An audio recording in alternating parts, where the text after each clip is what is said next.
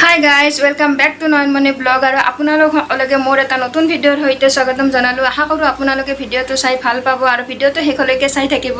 তো গাইজ আজি ভাবিছোঁ যে চুলিখিনিৰ অকণমান যত্ন ল'ম বুলি, যিহেতুকে চুলিবোৰ সৰি সৰি একদম নোহোৱাই হৈ গৈছে। তাৰ কাৰণে ভাবিলোঁ অকণমান চুলিখিনি হেয়াৰ স্পা কৰি ল'ম, কেনেকুৱা হয় এবাৰ চুলিখিনি চাই ল'ম। তাৰপিছত আপোনালোককো দেখুৱাম বুলি ভাবিছোঁ। ভিডিঅ'টো শেষলৈকে চাই থাকিব আৰু কমেণ্ট কৰি জনাবলৈ নাপাহৰিব যে ভিডিঅ'টো কেনেকুৱা হৈছে। তো গাইজ স্পা ক্ৰীমটো হৈছে এইটো জোভেক্সৰ।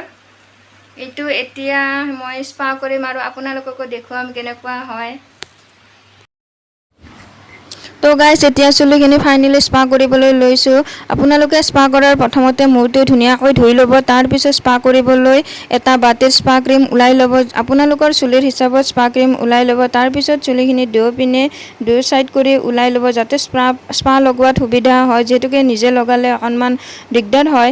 তাৰপিছত আপোনালোকে চুলিখিনিত অলপ চুলি ল'ব, লৈ পেলাই চুলিখিনিৰ মূৰৰ ওপৰত নলগাব, তাৰ তলৰ পিনৰ পৰা স্পা কৰি যাব, লাহে লাহে কৰি যাব, যাতে স্পাখিনি লগোৱাত ভাল হয়।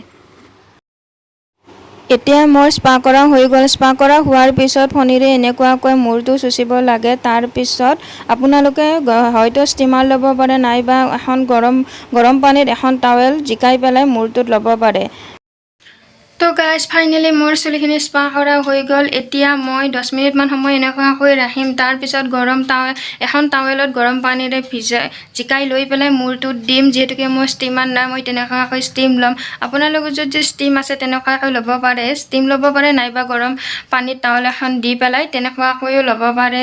তাৰপিছত আজি মূৰটো শ্বেম্পু কৰিব নালাগে, 3 দিন পিছত শ্বেম্পু কৰিব লাগে। তাৰপিছত এয়া চাব ফাইনেল লুকটো। চুলিখিনি বহুত ধুনীয়া স্মুথনিং হৈছে। এয়া ধুনীয়া হৈছে স্পা কৰাৰ পিছত চুলিখিনি। এয়া মই ৱাছ কৰি আহিলোঁ।